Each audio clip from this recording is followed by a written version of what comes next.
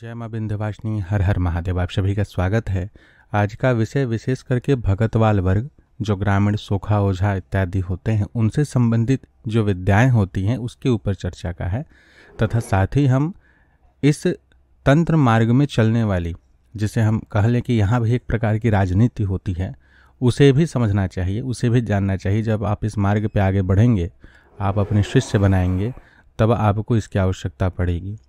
और यदा कदा आपको यह सुनने को मिलता होगा, हालांकि सामान्य जन, हम पहले ही इस विषय को रख दे रहे हैं कि सामान्य जन जिनके लिए यह सिर्फ एक एंटरटेनमेंट, मनोरंजन का विषय होता है तंत्र, कि यह शक्ति है, इस प्रकार से होती है, उनके लिए कोई ज्ञान का विषय नहीं होता है। तो हो सकता है कि ऐसे कई सारे विषय हों तंत्र में जिनको सुन करके वो उपहास उड़ाएं और उनके लिए यह विषय केवल मजाक का बन के रह जाता है।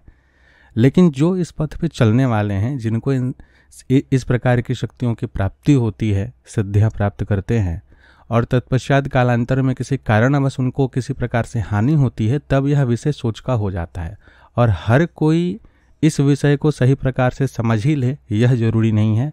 ना ही हम यह कह रहे हैं कि यह विषय हम पूरी तरीके से 100% जान रहे हैं। हर परंपरा में यह विषय अलग अलग तरीके से हो सकती है, हर व्यक्ति के लिए यह अलग अलग तरीके से हो सकती है, कभी भी कॉमन हो यह जरूरी नहीं है।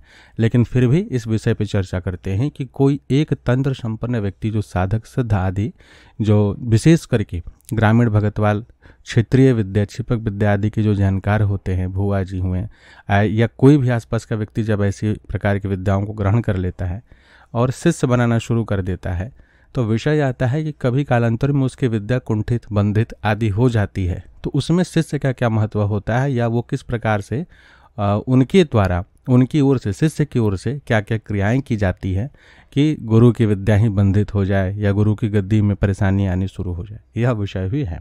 तो इस विषय को हम आज समझने का प्रयास करेंगे।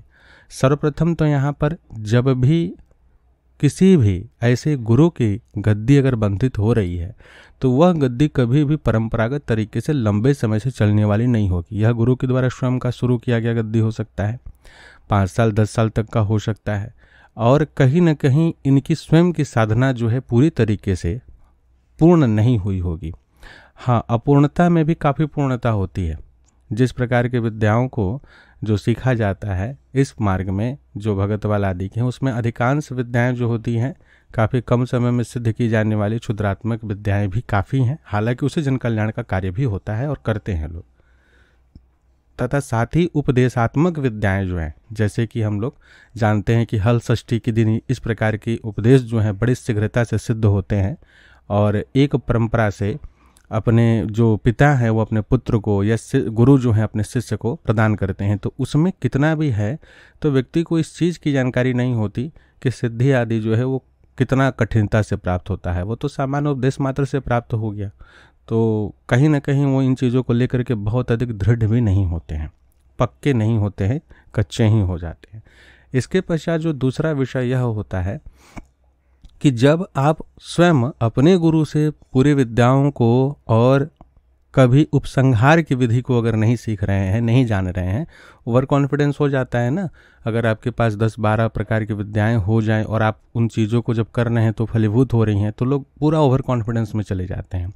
फिर वो दिखाना शुरू करते हैं कि मेरे पास विद्या है, शिष्य भी बनते हैं और उनकी विद्याएं भी फलीभूत होना आरंभ हो जाती हैं। सब कुछ ठीक ठाक चलता है, अच्छी प्रकार से चल रहा है।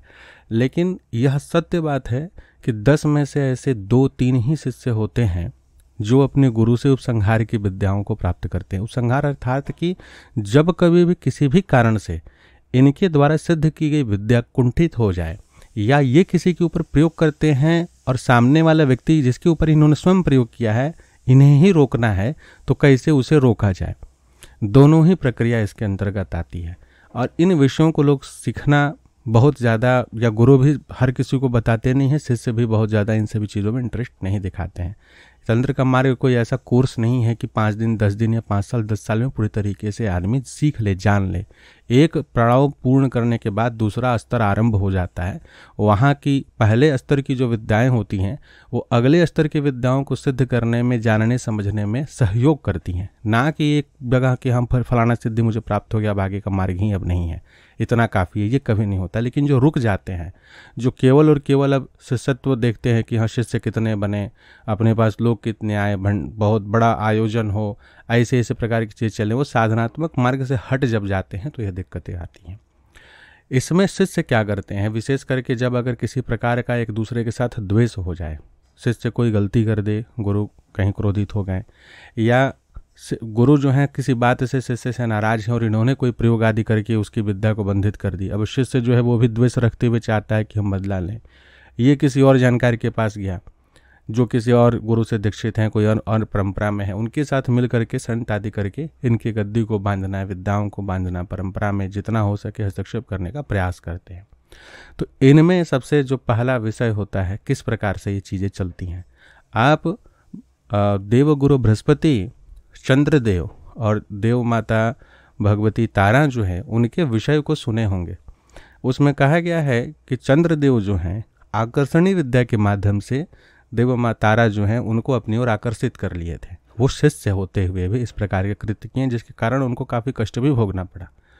इसी प्रकार से शिष्य जो है जब अपने गुरु से द्वेष रखते हुए कोई तंत्र की प्रक्रिया करता है तो उसमें स्पर्श के माध्यम से, चरण स्पर्श करने के माध्यम से जब तंत्र का प्रयोग होता है तो कुछ ऐसे चीज़ों का लेपन करके, अभिमंत्रित चीज़ों का जो हाथ में लगा करके, क्योंकि और कुछ तो स्पर्श नहीं कर सकते, लेकिन चरण स्पर्श से तो गुरु रोकेंगे नहीं, तो किसी भी कारण से चरण स्पर्श के माध्यम से वो स्पर्श मात्र से विद्या कुंठित करने की क्षमता होती है, ऐसे स्तंभन करने की क्षमता होती है, ऐसी विद्याएं हैं।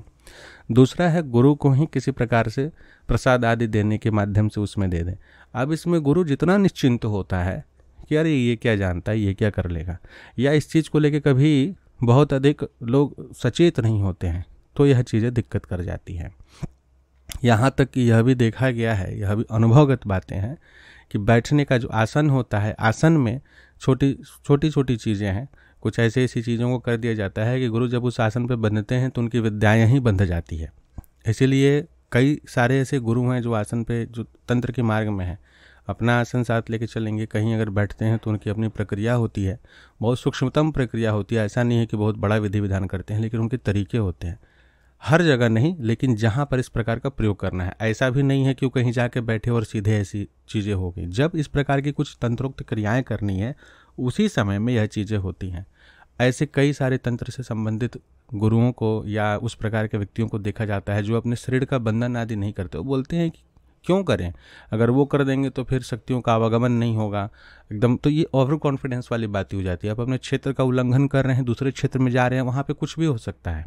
तो कवच आदि का पाठ ये तो एक अलग विषय हो, तो उच्च कोटि की जो साधनात्मक प्रक्रियाएं है, तो ग्रामीण भगतवाल में लोग कवच आदि का पाठ नहीं करते हैं, उसमें बंधन विद्या होती है, शरीर को बांधा जाता है, तो लोग नहीं बांधते हैं। तो यह सब भी दोष का कारण बनता है, जिससे कि विद्याएं जो है लुप्त होती हैं, दिक्कतें होती हैं। और आपको कई ऐसे कहानियां सुनने को मिल जाएंगी कि कोई उच्च कोटि का सूखा ओझा भुआ गुनी था जो कि कालांतर में विक्षिप्त हो गया, वो कहीं ना कहीं पागल हो गया। तो उसमें ऐसा नहीं है कि उसकी विद्याएं उनको धोखा देती हों, हर बार ऐसा नहीं होता है।